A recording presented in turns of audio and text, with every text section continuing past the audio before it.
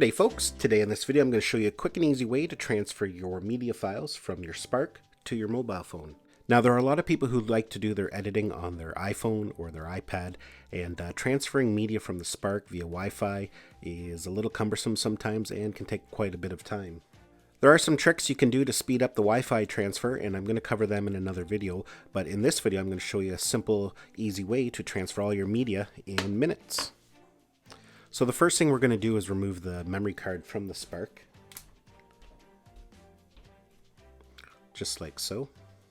So if you have an iPhone, Apple sells this little adapter. It's a card reader and it has a lightning end on it, and it has a SD card reader in the bottom of it. So obviously the little micro SDs won't fit in there, but usually when you buy your micro SD card you get one of these little adapters. Doesn't really matter what brand, they all work the same. You're just going to insert your micro SD into the card adapter and then into the card reader, just like so. So now we're going to plug this into the lightning port, and what's going to happen right away, it's going to launch our Photos app, and it'll prompt us to transfer files. So let's just plug it in there like so. And there we go. So as you can see, it's reading the files on the card. And this is our Photos app, and you can see now it's actually giving us an extra icon that's normally not there, and it's called Import. So at this point we can click the Import All, and that'll take all the media that we have on this card and move it to our camera roll.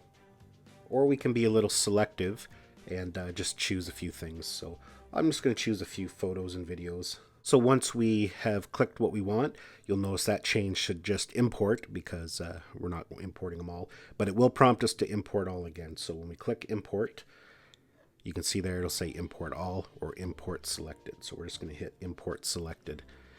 And it's actually very fast, a lot faster than transferring over Wi-Fi. You can see it just kind of zips through them there, and even long videos, you can transfer in a couple of minutes. So I'll just let this go and I'll be right back. Okay, so it's all done, and now it's going to ask us, do we want to keep the media on the card or do we want to delete it? And I'm going to keep it for the time being, so we'll just hit keep. And now we can go ahead and unplug the card reader. So now if we go and we launch our Photos app, you can see there are the things that I just imported. We got a couple photos.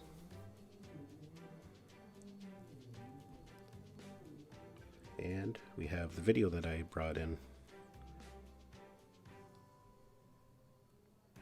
So yeah, that is a much quicker way, and it's really handy, especially like me. I do a lot of camping and different hiking excursions in the summertime, and this way I can upload and view my content right away without wasting battery power trying to transfer everything. You know that you can actually burn through a battery pretty quick just transferring media. You can then load them right up into iMovie, do a quick edit, and share it to YouTube or Facebook or any other social media program. These things are a little bit of a pricey investment, but once you have it, it's got a lightning port on it, so it's going to be good for all the generations of phones. It's not going to go out of date unless Apple decides to change the lightning adapter. Well folks, that's it for this video. Hopefully you liked it. Give it a thumbs up if you did. Don't forget to subscribe to my channel so you don't miss any of our upcoming videos, and we'll see you in the next one.